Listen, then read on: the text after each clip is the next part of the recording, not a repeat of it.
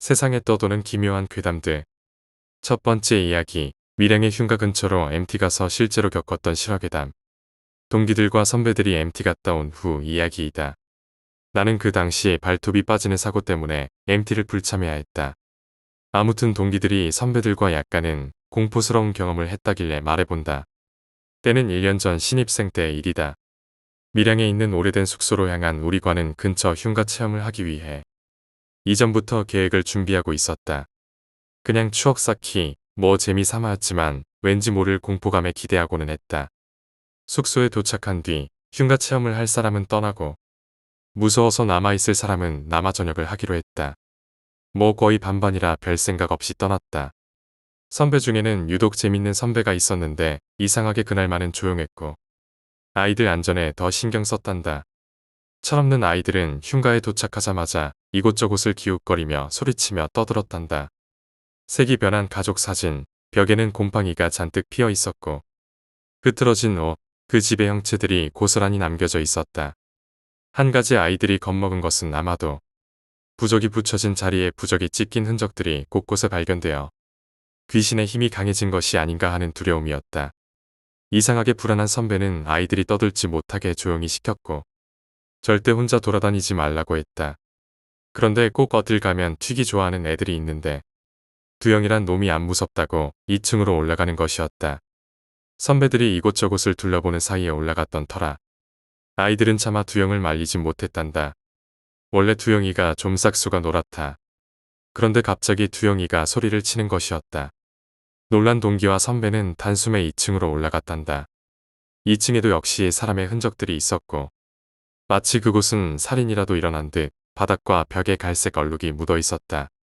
두영이는 얼이 빠져 있는지 움직이지를 못했다. 평소 다정하고 재미있던 선배는 두영이의 뺨을 세차게 때리며 정신 차리라고 했다. 두영은 검은 옷을 입은 여자가 나타났다며 벌벌 떨고 있었다. 몇몇의 여자아이들은 머리가 갑자기 아프다며 나가자고 했다. 두영이 갑자기 그 선배를 가리키며 선배 아까 그 여자가 선배를 죽이라고 시켰어요. 무서워요. 그런데 두영의 말이 끝나자마자 한 여자 동기가 갑자기 그 선배를 계단 쪽으로 밀어버리는 것이었다. 선배는 그 여자 동기에 밀려 계단으로 굴렀지만 난간을 잡고 떨어지진 않았다.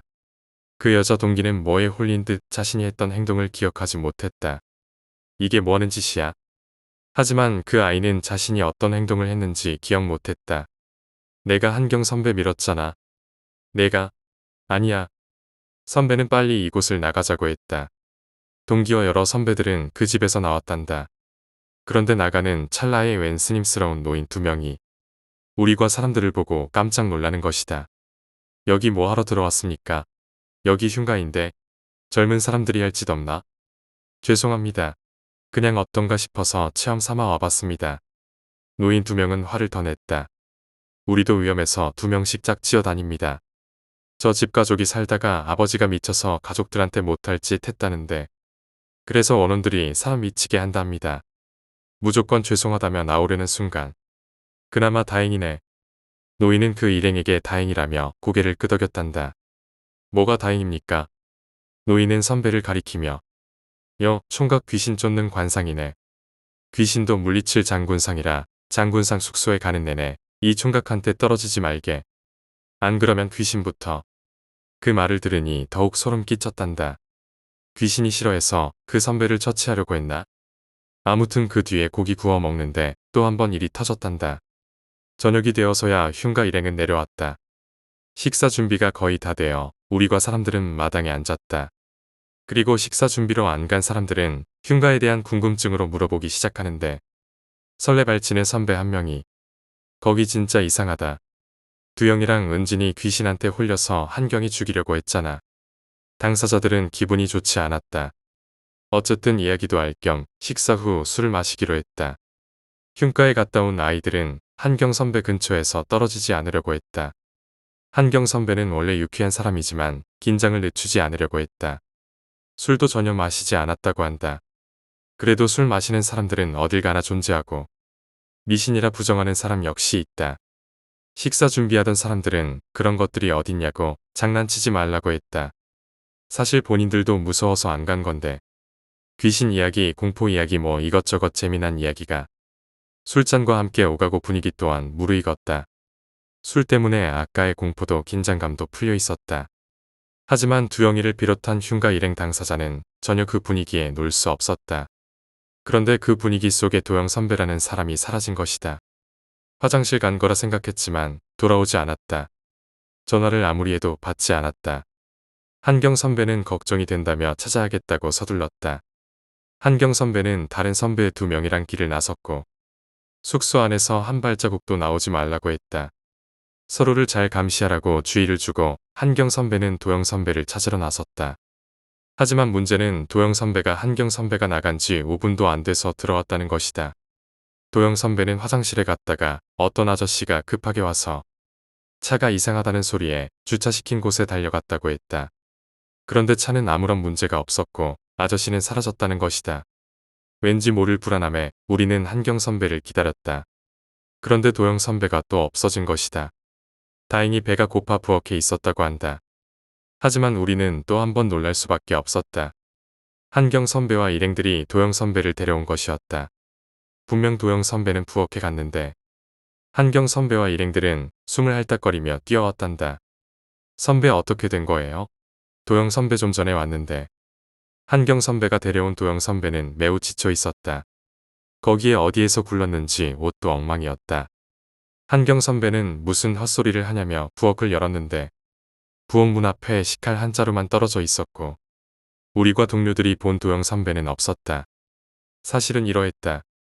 도영 선배가 아저씨를 따라 주차장에 갔는데 아저씨가 자신을 밀어버렸다는 것이다.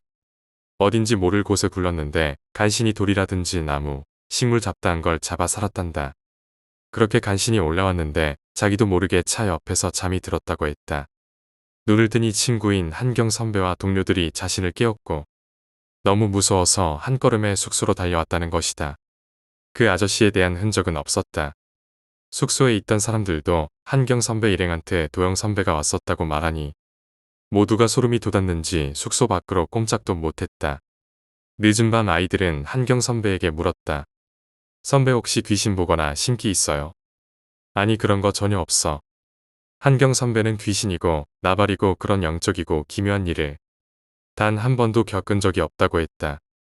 다만 흉가 MT 전에 꿈을 꿨는데 자신을 제외한 모든 동기, 후배들이 죽는 꿈을 꿨다는 것이다. 그래서 예민할 수밖에 없었다고 한다.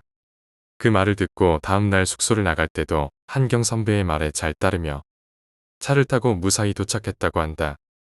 혹시 그 흉가의 집주인이 우리 학과 동기와 선배들을 죽음으로 끌어들이려고 했는데 한경 선배가 장애한 것은 아닐까? 두 번째 이야기, 고모 할머니는 무속인이었다. 지금부터 하는 이야기는 저희 친할머니에 관한 이야기입니다. 우리 집안은 대대로 영이 세다고 합니다. 고모 할머니께서는 무속인이시고 친할머니께서는 돌아가셨지만 돌아가신 이유가 신을 안 받아 무병으로 돌아가셨다고 저희 어머니께서 항상 말씀하십니다. 그만큼 할머니는 몸이 허약하셨고 또한 귀신도 자주 보셨습니다. 예전 할머니 집은 우리 집과 5분 거리에 위치해 있어서 자주는 아니지만 가끔씩 가면 할머니께 귀신 이야기를 해달라고 졸랐던 적이 있습니다. 할머니는 언제나 무서운 귀신 이야기가 아닌 미스터리한 이야기를 많이 해주셨는데 그중 가장 기억 남는 3가지만 말해보겠습니다. 첫 번째 때는 한국 전쟁 시절 할머니께서 어린 아버지를 얻고 피난을 가시던 중이었습니다. 사람들을 따라가던 도중에 잠깐 한눈 파는 사이 할머니 혼자 엉뚱한 길로 빠지셨답니다. 눈앞에는 갈대밭이 있었는데 그리 넓지 않고 왠지 가로질러 가면 사람들을 볼 수 있을 것 같아 걸음을 옮기셨다고 합니다. 그런데 처음에는 아무 생각 없이 걷다가 왠지 이상한 느낌이 들었다고 합니다. 분명히 이 정도 걸었으면 반대편이 나올 시점인데 아무리 걷고 또 걸어도 출구를 찾을 수가 없었다고 합니다. 느낌이 이상한 할머니는 업고 있던 우리 아버지 뺨을 3개 3대 정도 때리니 그때서야 정신이 딱 들면서 사람들이 눈앞에 보였다고 합니다. 할머니 말로는 도깨비한테 홀리셨다고 합니다. 아버지께 진짜냐고 물어보니 헛소리하지 말라는 핀잔만 들었습니다. 두 번째 할머니는 꿈을 많이 꾸셨습니다. 꿈에 자꾸 어떤 여자가 처음 본 집에서 울고 있었답니다. 처음에는 그저 꿈이니 치부했지만 2번 3번 나오니 무시하지 못해서 호통을 치셨다고 합니다. 그 여자는 죄송하다면서 미련이 많이 남아서 저승으로 못 떠난다고 했답니다. 그리고 꿈에서 깨셨다고 합니다. 며칠 지나서 길을 걷던 도중에 왠지 익숙한 집을 발견했는데 꿈에 나왔던 그 집이었다고 합니다. 그 집은 흉가였는데 지저분하게 널브러진 집에 고무신 두 짝이 어울리지 않게 가지런히 놓여 있었답니다. 할머니는 그 신발을 가져와 태우고 잠시 기도를 했다고 합니다. 그리고 며칠 뒤 그 여자가 꿈에 나와 고맙다고 절을 한 뒤 떠났다고 하셨습니다. 세 번째 고모가 이야기해준 한 일화입니다. 고모는 아버지와 같이 미신을 싫어했었습니다. 할머니가 귀신 이야기나 미신 이야기를 하면 아버지만큼 싫어했습니다. 여하튼 그런 고모가 사업 때문에 너무 힘들어 무당을 찾았다고 합니다. 무당을 찾아 들어가 점을 보려고 하는데 무당이 앉자마자 대뜸 하는 소리가 여기 뭐하러 왔어? 가서 너네 엄마한테 물어봐라. 그 일 이후로 고모도 점차 믿게 되다가 할머니께서 돌아가신 다음에 무병이 대물림 돼서 지금 교회를 다니시면서 극복하고 계신 지 꽤 되셨습니다. 세 번째 이야기, 폐창고. 어렸을 적에 시골에 살았던 적이 있어. 초등학교 4학년 때부터 중1 때까지였어. 왜냐면 할머니가 아프셨는데 아버지가 장남이셔서 모셔야 했거든. 시골에서 불편한 점도 많았지만 내 인생에 있어서 가장 재미있던 시기가 아니었나 싶다. 강에서 빠가사리 잡아서 구워서 소금 찍어 먹어봤니? 어설픈 모닥불에 캔디바보다 작은 빠가사리라는 생선이 있어. 이놈이 왜 빠가사리냐면 잡히면 빠가빠가 하는 소리를 내거든. 지느러미에 가시가 있어서 잘못 만지면 손 베이고 그런 생선이야. 암튼 그 초딩들이 낚시를 해봐야 얼마나 잘하겠어? 2마리 잡아서 구워서 소금 찍어서 5명이서 나눠 먹고 그랬지. 한 입이나 될까? 그리고 개구리 잡아서 뒷다리 분리해서 구워 먹어봤어. 닭다리보다 쫄깃해. 근데 진짜 그 맛은 아직도 잊지 못해. 늙은이 같지만 아직 대학생이야. 아무튼 그렇게 친구들이랑 모여서 시간 가는 줄 모르고 놀고는 했어. 동네에 뒷산이 있었는데 거기는 일제시대 때 구리를 캐던 곳이었다고 해. 그래서 그냥 올려다봐도 폐광산 흉측한 구멍이 보이고는 했지. 별로 높은 산도 아니고 그냥 평범한 동네 뒷산이었는데 그곳에 우리는 박스랑 푸대자루 같은 걸로 막 싸짓고 비밀기지라고 안에 들어가서 만화책 보고 놀고 그랬지. 그런데 아무래도 재료가 재료인지라 비가 오면 무너지고 엉망이 돼버리면 가슴이 아팠었어. 그러던 어느 날 그곳을 발견했지. 시멘트와 슬레이트 지붕으로 만들어진 조그만 2평 정도 되는 창고였어. 창고라기엔 그냥 디귿자로 벽을 쌓아놓고 그 위에 지붕만 얹어놓은 정도였지. 안에는 비료포대니 지푸라기와 돌더미가 좀 쌓여 있었어. 그걸 발견한 건 친구 3명과 함께였는데 지금 생각하면 뭔가 섬뜩하지만 그때는 폐가고 뭐고 그런 개념조차 없었고 뭔가 우리들만의 비밀기지가 생겼다는 설렘 그런 게 있어서 마냥 좋았어. 돗자리 깔고 그 좁은 곳에 옹기종기 모여 앉아 있으면 뭐가 그리 재미있던지. 어느 여름날이었어. 호랑이 비라고 해가 떴는데 그 해 사이에 구름으로 비가 오는 이상한 날씨였지. 친구 집에서 삼국지 7팩이랑 친기직한 하다가 비가 그치고 몸도 쑤셔서 그 비밀기지 생각이 난 거야. 우린 비 그친 찝찝한 그 날씨에 옷 다 버려가면서 등산을 시작했지. 지금이라면 돈 주고 시켜도 그런지 산할 텐데 왜 그랬는지. 기지에 올라가다가 갑자기 소변이 마려워서 친구들은 먼저 가고 난 조금 뒤처지게 따라가다가 도착할 때쯤 친구 한 명이 야! 하고 큰 소리를 지르는 거야. 이건 또 무슨 장난이지 하는 생각을 했지. 따라가 보니 그 친구 한 명이 기지를 쳐다보며 멍하니 서 있기에 나도 그쪽을 쳐다봤지. 그랬더니 친구 한 놈이 기지 안쪽에서 까만 치마 같은 걸 두르고 엉덩이를 흔들고 있었어. 왜 짱구는 못 말려에 훌라훌라 춤 그런 것처럼 엉덩이를 흔들흔들. 까만 치마가 하와이 나뭇잎에 상처럼 살랑살랑. 난 웃겨서 뭐하냐고 소리치면서 쫓아갔어. 근데 한 발짝 한 발짝 다가갈수록 자세히 보이기 시작하는데 다가갈수록 친구가 아닌 것처럼 느껴지더니 결국 그것이 뭔지 눈에 제대로 보인 순간 알게 됐어. 그건 친구가 까만 치마 걸치고 훌라춤을 추는 게 아니라 하얀 옷 입은 여자가 물구나무 서서 긴 머리를 양쪽으로 미친 듯이 흔들고 있는 거였어. 거꾸로 물구나무 서서 머리카락이 미친 듯이 양옆으로 흔들리는 것을 까만 치마라고 생각했던 거였어. 난 온몸에 소름이 돋고 닭살이 돋아 뒤로 자빠지고 구르면서 어떻게 뒤로 갔는지 멍하니 서 있는 친구한테 달려갔지. 친구는 울고 있었어. 나보다 좀 더 시력이 좋았을 뿐이었어. 울면서 딱딱하게 굳어서 오줌까지 싼 친구를 껴안고 구르다시피 산을 내려왔어. 내려오는 도중 안 보였던 친구 한 명 자빠져 기절해 있는 것을 봤는데 난 친구가 죽은 줄 알고 펑펑 울었어. 알고 보니 한 놈은 도망치다가 발목 삐끗해서 도망을 못 치니까 공포감에 기절한 거였고 한 놈은 그거 보고 비명 지르고 딱딱히 굳은 거야. 그 이후로 그쪽 사는 근처도 안 가게 되었어. 졸린 거 참고 이불 뒤집어 쓰고 보던 토요 미스터리 극장도 도저히 무서워서 못 봤고 며칠 동안은 화장실도 못 가서 요강을 이용하기까지 했어. 아직까지 그 친구들과도 그 얘기는 차마 말도 못 꺼내고 있어. 옛날 추억 얘기하면서 술자리 할 때도 그 얘기만은 암묵적으로 금기어가 되었지. 오랜 시간이 지났지만 아직도 나에게 남은 그 기억은 생각만 해도 소름이 돋을 정도야. 옛날에는 어린아이들이나 처녀가 요절하거나 제대로 무덤에 매장할 형편이 안 되거나 하면 도깨비 무덤이라고 작은 돌무덤에 매장하곤 했다고 해. 지금 생각해보면 그 폐창고라고 생각했던 비밀기지가 그 도깨비 무덤이 아닐까 하는 생각이 들어. 무덤 훼손 막으려고 시멘트랑 지붕으로나마 막아준 거라 생각이 들어. 그때 본 그 여자는 귀신이었겠지? 일제강점기 때 착취당해 억울하게 죽었던 사람일까? 우리가 그렇게 뭣도 모르고 무덤에 그렇게 놀았는데도 불구하고 별 해코지 같은 것도 없는 걸 보면 그렇게 나쁜 사람이었을 거란 생각이 들진 않지만 가끔씩 악몽이라도 꿀 때마다 옛날 기억이 떠오르면 무서워서 잠을 이루지 못하곤 해. 네 번째 이야기, 도깨비. 엄마 어릴 적 살던 곳에는 처녀 귀신 같은 것보다는 도깨비가 많았답니다. 여느 아이들과 마찬가지로 엄마도 밖에서 놀면 늦게까지 집에 들어올 생각을 안 했답니다. 그 당시에는 도깨비가 하도 많으니 엄마의 어머니, 저의 입장에서 외할머니는 늦게 들어오는 딸을 항상 걱정 반, 이놈의 기집애 들어와 봐라 그냥 확 하는 마음 반이었다고 합니다. 그러던 어느 날 그날도 변함없이 늦게까지 동네 친구들과 놀고 있는데 멀리 보이는 민둥산에 어떤 희미한 불빛이 둥둥 떠다니더랍니다. 엄마는 속으로 저게 뭐지?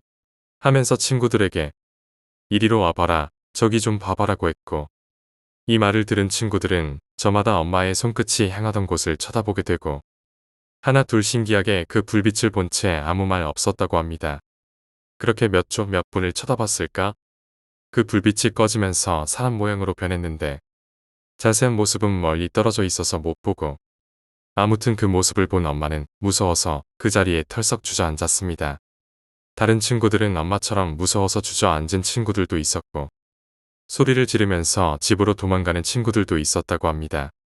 엄마는 도망가야겠다는 생각은 굴뚝 같으나 다리는 말은 안 듣고 너무 무서워서 살려달라는 소리도 목에서 안 나오더랍니다. 엄마는 계속 그 도깨비를 쳐다보고 있었고 이제 어느 정도 안정을 한 뒤 주저앉은 상태로 뒤로 기는 듯 마는 듯 같답니다. 도깨비는 계속 주위를 두리번 하더니 정말 무서운 속도로 엄마 쪽으로 오고 있었다고 합니다. 그때 마침 엄마를 좋아하던 어떤 오빠가 엄마를 끄는 듯 엎고는 그 자리를 도망 나왔다고 합니다. 엄마는 도깨비를 보고 며칠간 밥도 못 먹으며 그 이후로는 밤늦게까지 노는 일이 없었다고 합니다. 근데 엄마가 목격한 도깨비는 우리가 동화나 TV에서 흔하게 보는 한 다리로 쿵쿵거리며 뛰는 게 아니라 마치 원숭이가 땅에서 뛸 때의 모습처럼 몸을 들썩들썩하며 뛰었다고 합니다. 산에서 만난 도깨비. 이 이야기는 제가 인터넷 클럽에서 만난 저와 나이가 10살 차이 나는 형님이 겪은 경험담입니다. 산을 올라가는 것을 싫어하고 다시 내려올 걸 왜 올라가냐라고 생각하는 사람이었다고 합니다. 그러다 형님 친구들과 술을 마시는데 그 중에 산 타는 걸 좋아하는 산악인이 있었는데 너도 한번 가봐라 정말 괜찮다라고 권유를 하시고 그 형님은 됐다 하면서 말싸움을 좀 벌이셨다고 합니다. 원래 그런 말싸움이 있었는데 이내 불구하지만 그날은 둘 다 좀 격해졌다고 합니다. 이 자식아, 내가 산에 올라가기 싫다는데 내가 뭔 상관이고 이 자식아, 내가 나쁜 거 시키냐? 이런 식이었죠. 그러다 제가 아는 형님이 아 더럽다 더러워. 그깟 산이 뭔데 그래. 그래 내가 내일 간다가 하고 자리를 박차고 일어나 집으로 갔다고 합니다. 집으로 가는 도중에 너무 화가 나서 그깟 산이 뭔데 하면서 내일 가보자 생각했다고 합니다. 얼마나 대단한 거라고 마음속으로 되새김질하며 내일 간다 하면서 집에 도착했대요. 그때의 계절이 낮은 길어지고 밤은 짧아지는 봄이었죠. 평소 5시 정도면 손님이 뜸해서 일을 마치거나 하는데 그날은 저녁 6시 정도까지 손님이 왔다고 합니다. 한 번 한다면 하는 성격이라 밤에 산을 가면 위험하다는 걸 모른 채 집에 가서 어제 준비해둔 가방을 가지고 산으로 향했대요. 산에 올라가 본 적이 없는 형님이었기에 올라간 길로 내려오면 되는 거 아냐, 뭐 별거 없구먼 했죠. 하지만 그건 낮에나 가능한 법. 저녁에는 그 산을 많이 올라간 사람을 제외하고는 이 길이 올라온 길인가 뭔가가 헷갈리는 길이었죠. 암튼 형님이 산을 올라가는데 이상하게 많이 올라온 것 같은데 표지판을 보면 정상이랑 멀었대요. 그래서 이거 보기보다 쉽지 않구나 하면서 가는데 끝이 안 보이더랍니다. 그래서 그냥 포기하고 다음에 오자라고 뒤를 돌았답니다. 아니 웬걸 오던 길을 모르겠더랍니다. 올라올 때는 한 길인 줄 알았는데 갈래갈래 길이 찢어져서 자기가 어떤 길로 왔는데 또 어느 길로 가야 하는지 모르는 그런 상황이 돼버린 거죠. 핸드폰을 꺼내서 카메라 기능으로 플래시를 켜고 이리저리 움직여봐도 어느 길인지 모르겠고 해서 짐작으로 내려갔다고 합니다. 한참을 내려간 것 같은데 아까 그 길로 다시 오고 이거 뭐에 홀렸구나라고 생각했답니다. 정신을 차리려고 자기 볼을 계속 꼬집고 때리고 노래 부르고 소리 지르고 했대요. 한참을 내려갔을까? 이제 배터리도 거의 없고 할 때 앞에 무슨 사람인가 뭔가가 돌 위에 앉아있더랍니다. 의자에 앉아있는 것처럼. 그래서 그 형님은 저 사람도 나처럼 길을 잃어버렸나 하고 그 사람한테 다가가는데 뭔지 모를 공포감, 위협감 같은 게 느껴졌대요. 그때 형님은 산에서 밤에 사람 봐서 그런가 하고 조심스럽게 다가가는데 앉아있는 사람 형태에 무엇이 형님이 다가오는 걸 느꼈는지 형님 쪽으로 쳐다봤다고 합니다. 누구요라고 도깨비가 말을 했는데 그 말소리가 무협지에서 나오는 사자우처럼 쩌렁쩌렁했다고 합니다. 이젠 체면이고 뭐고 다 필요 없고 가뜩이나 무서운데 그런 큰 소리를 들으니 형님은 다리가 풀려서 앉은 다음에 말을 했다고 합니다. 이리저리 말을 주고받는 도중 형님이 무심코 도깨비의 엉덩이를 쳐다봤는데 그 도깨비와 돌 사이에 공간이 있다는 겁니다. 즉, 떠 있다는 거죠. 형님은 깜짝 놀랐지만 잘못 행동하면 죽을 것 같다고 생각했는지 침착했다고 합니다.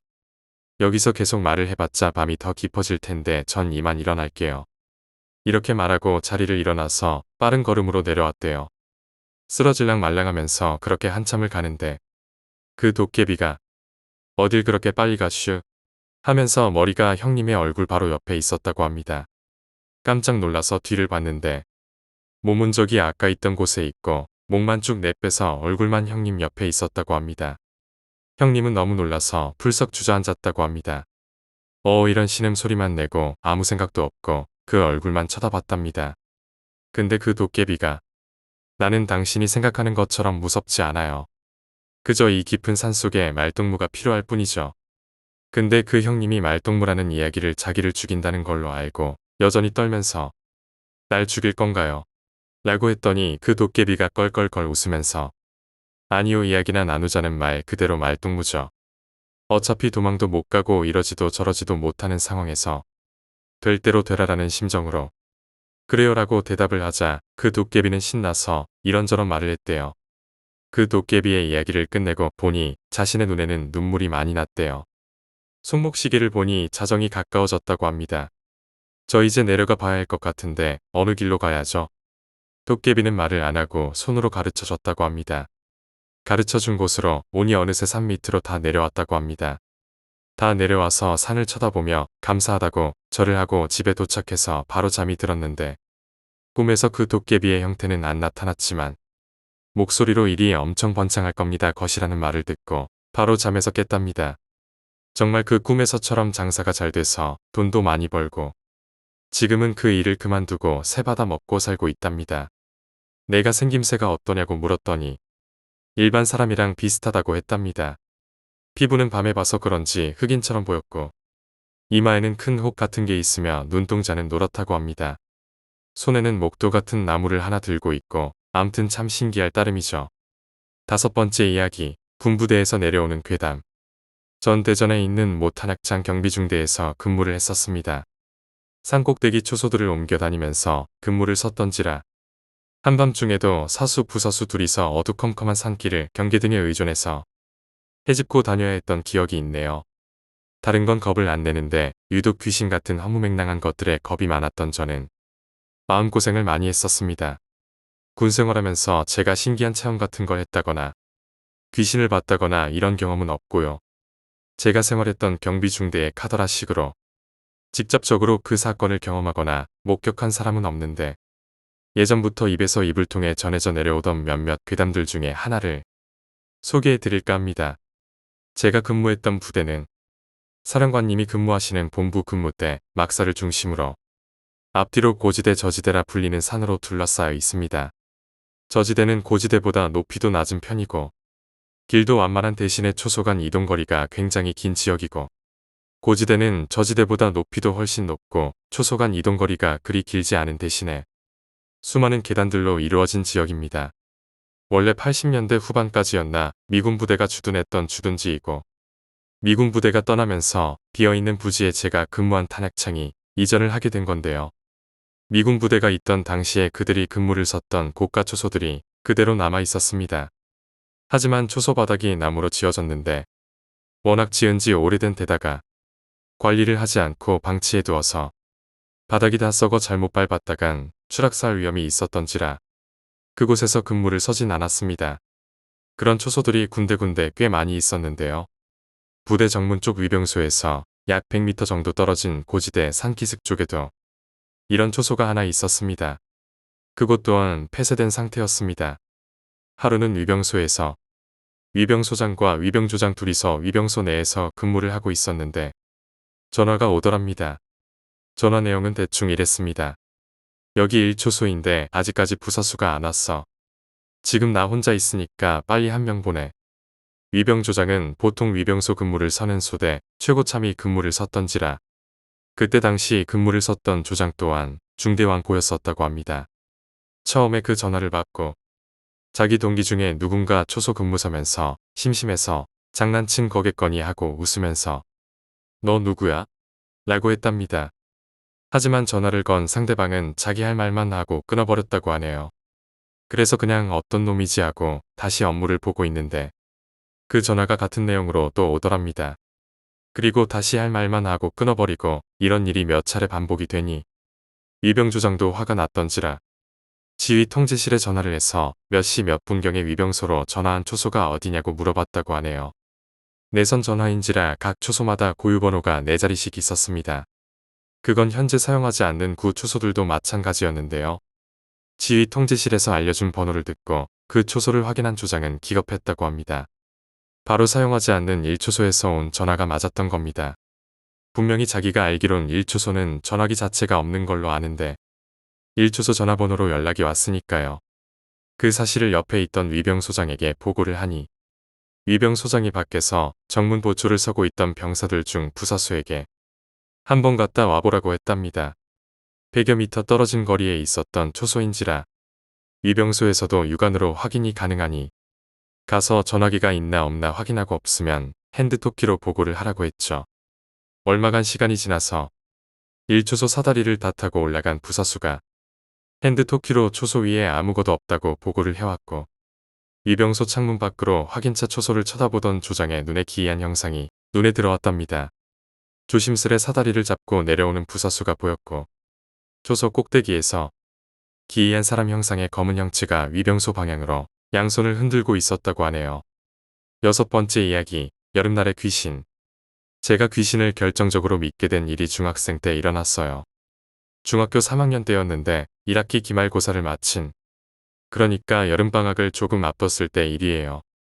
기말고사가 끝나고 학교에서는 대부분 수업을 안 하고 영화를 틀어줬었어요.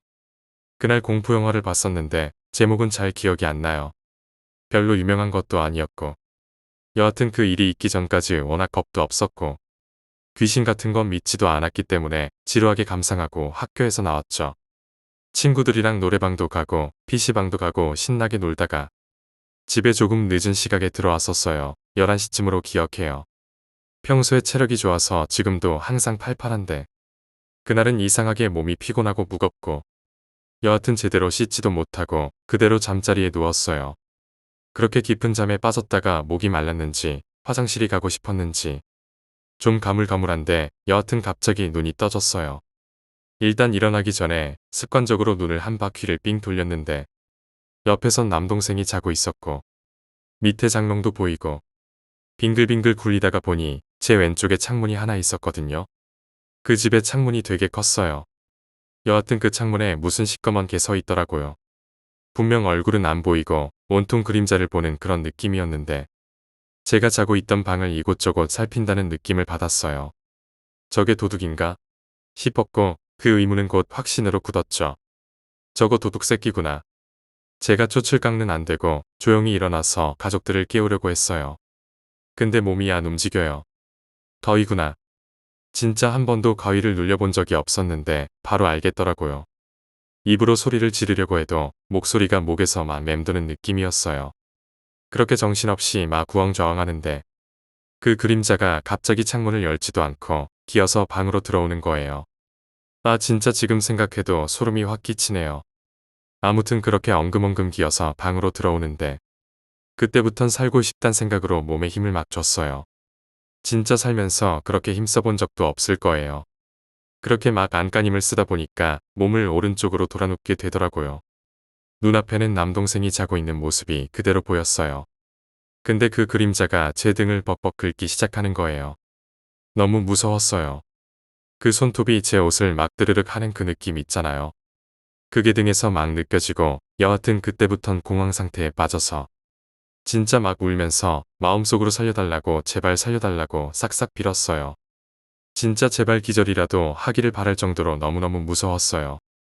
체감상으로 한 2분 그렇게 긁다가 조용해지더니 제 눈앞에 다리가 하나가 보이더라고요. 발등이 아마 저를 타넘고 온 것 같은데 발등이 하나가 보이더니 반대쪽 발도 보여요. 그러면서 머리카락이 스르르르륵 내려왔는데 고개를 아마 숙였나 봐요. 밑으로 얼굴 보면 진짜 미칠 것 같았어요. 정말 보기 싫었는데 다행히도 딱 이마까지만 보이게 숙인 채로 저를 한참 동안 그렇게 쳐다보더라고요. 그러다가 고개를 들더니 발밑에 장롱으로 저벅저벅 걸어가서 문을 열고 안에 들어가 꽝 소리가 나게 닿더라고요. 그리고 심장을 뭐가 꽉 쥐고 있다가 놓는 느낌이 나면서 깼어요. 너무 놀라서 막 울면서 어쩔 줄 모르고 있다가 일단 거실로 나가야겠다는 생각에 일어나려는데 다시 한번 몸이 굳었어요. 갑자기 그 장롱문이 열리면서 그 검은 놈이 꼭 내 발 달린 짐승이 뛰는 것 같이 그렇게 빠르게 기어와서는 제 이불 속으로 쑥 하고 들어오면서 완전히 가위에서 깼어요. 그리고 저는 그대로 알아누워서 방학 끝날 때까지 밥도 자꾸 토하고 여태껏 살면서 최악의 여름을 보냈죠. 그때부터 제가 이런 쪽으로 관심이 생기고 희한하게 그날 이후로 환각인지 모르겠지만 이상한 걸 자꾸 보게 됐어요. 7번째 이야기, 장례식. 크리스마스 때 겪었던 일입니다. 일이 하도 많아서 여자친구랑 제대로 주말도 못 보내면서 하루하루를 보내고 있었습니다.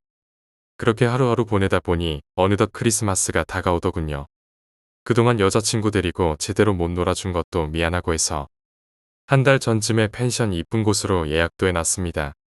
아버지께서 아끼시는 양주 컬렉션들 중 크리스마스 날 친구들하고 같이 술 한잔할 것 같은데 하나 가져가도 되냐고 물어봐서 양주도 하나 준비하고 이것저것 많이 챙겼습니다.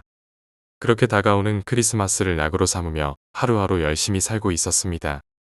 저의 계획은 24일 저녁에 만나서 같이 술 한잔하고 자고 25일 날 펜션으로 아침에 갈 계획이었습니다. 그때 당시 일이 많아서 좀 일찍 일어나야 했습니다. 매일 거의 아침 6시 반까지 출근했죠. 아시다시피 겨울에는 6시 정도 돼도 해가 늦게 떠서 굉장히 어둡죠. 그날도 여자친구랑 같이 간단히 약주 한잔하고 모텔에서 잤는데 그날도 일찍 일어나야 돼서 먼저 씻으려고 침대에 앉아 있었어요.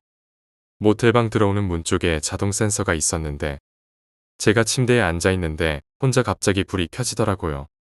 그래서 속으로 센서에 먼지가 지나갔나?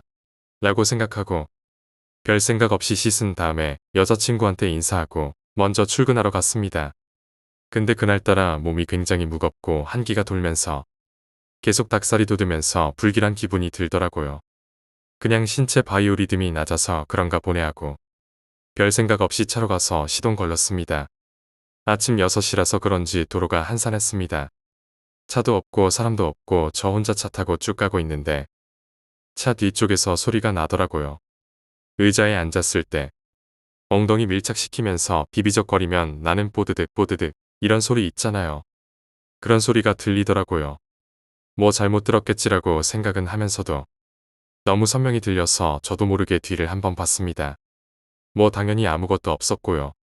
그렇게 회사에 도착을 했고 지하주차장에 도착한 다음에 후진 기어를 넣고 주차를 하려고 천천히 후진하고 있었습니다.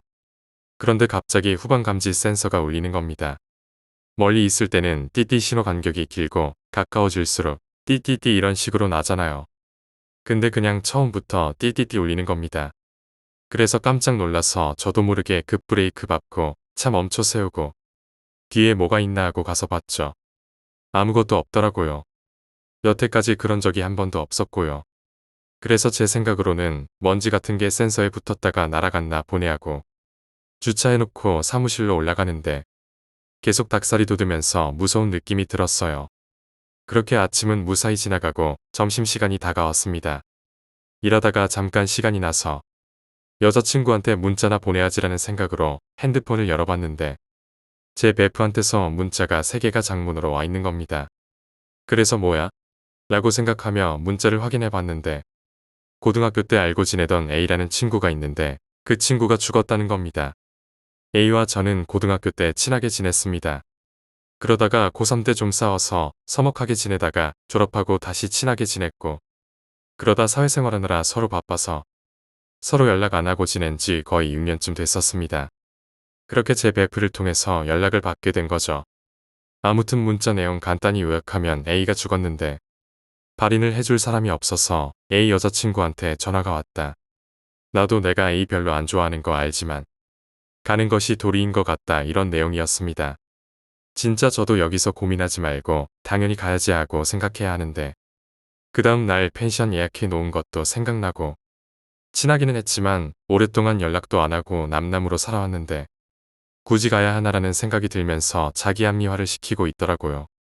그래도 안 가면 평생 후회할 것 같아서 여자친구한테 사정 이야기하고 실장님한테 말씀드리고 친구하고 인천에 있는 병원에 갔습니다.